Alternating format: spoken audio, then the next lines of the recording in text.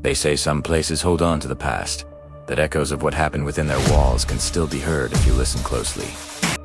The old mansion at Ravenswood was one of those places. It stood on a hill overlooking the town, a dark silhouette against the sky. Its spires like skeletal fingers reaching for the clouds. Its windows were like hollow eyes, and whispers of its history were traded like ghost stories around campfires. But I was never one for just listening to stories. I wanted to live them. That's why I, along with a few equally reckless friends, decided to spend a night within its decaying walls. It was the last night it would ever be occupied. I was the only one to walk out.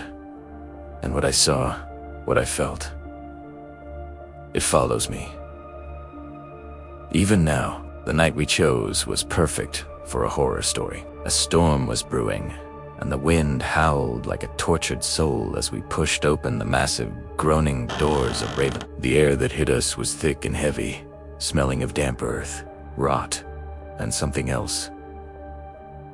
Something metallic and sweet. Dust motes danced like tiny sprites in the beams of our flashlights. Every creak of the floorboards under our feet sounded like a warning. We'd all heard the legends, of course. The original family, the Ravenswoods, who vanished one night without a single trace. The stories of disembodied voices, of shadows that moved on their own. We were young, arrogant, and thought we were immune to fear. We were so wrong. Our exploration began in the grand hall. A colossal chandelier, draped in cobwebs, swayed precariously above us, casting long, distorted shadows that writhed and danced on the walls. My friends tried to break the tension with nervous jokes, their laughter echoing unnaturally in the cavernous space.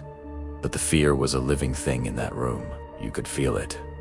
A cold pressure against your skin. I couldn't shake the unnerving sensation of being watched by 100 unseen eyes. We decided to move deeper, hoping to find the source of the legends, or perhaps to prove they were just stories. That was our first mistake. We found ourselves in what must have been the library. The shelves were warped and bowed, leaning in as if the very walls were trying to suffocate us. The books were covered in a thick layer of dust and mold. I reached out, my fingers tracing the spine of a leather-bound volume. As I touched it, a jolt, cold as ice, shut up my arm.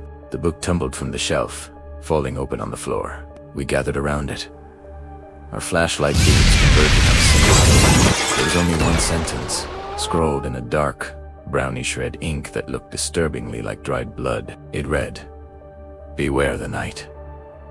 I tried to force a laugh, to dismiss it, but the words had a weight to them.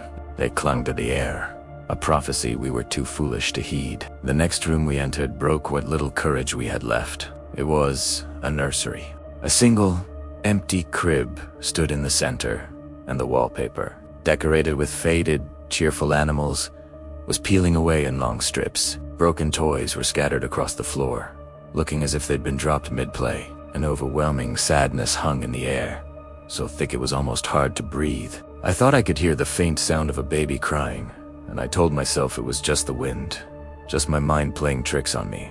But then we all heard it, a high-pitched, mournful wail that seemed to come from everywhere at once. It wasn't the wind, it was a sound of pure despair. My friends and I looked at each other, our faces pale with terror.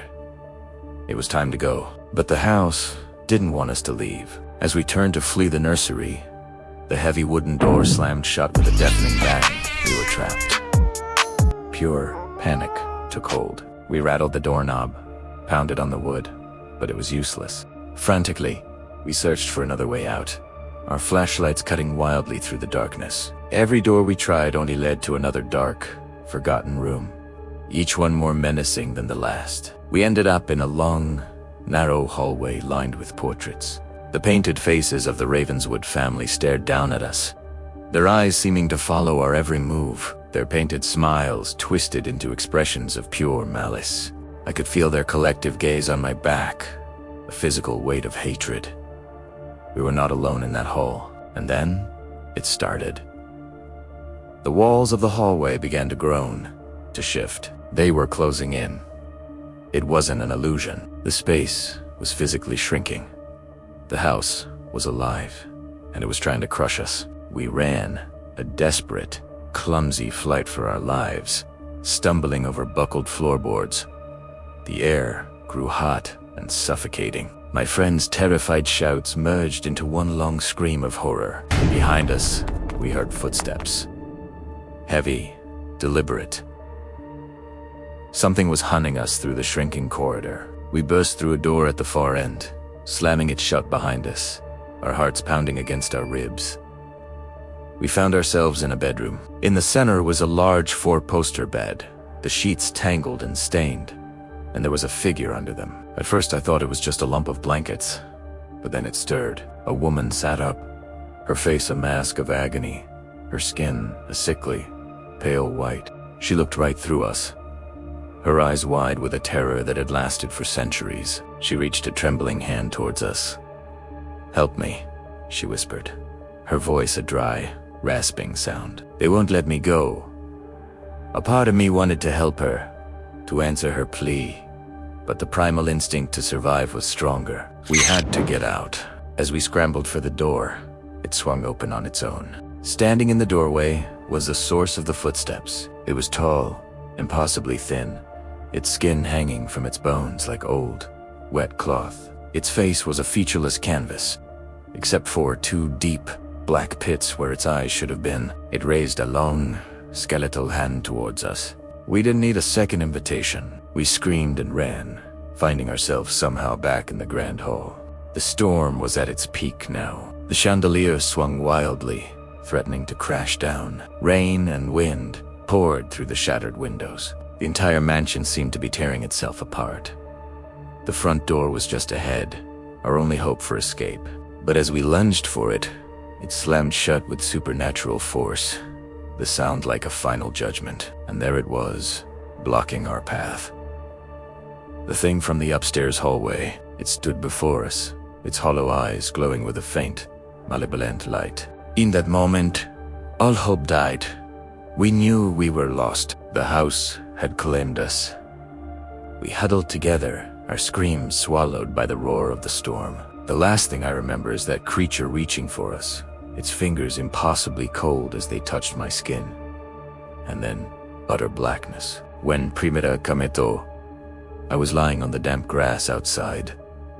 The storm had passed. The sun was rising. The mansion stood silent and dark behind me, looking just as it always had. But my friends, my friends, were gone. I was alone. The house looked different, somehow sated, satisfied. I ran and never looked back.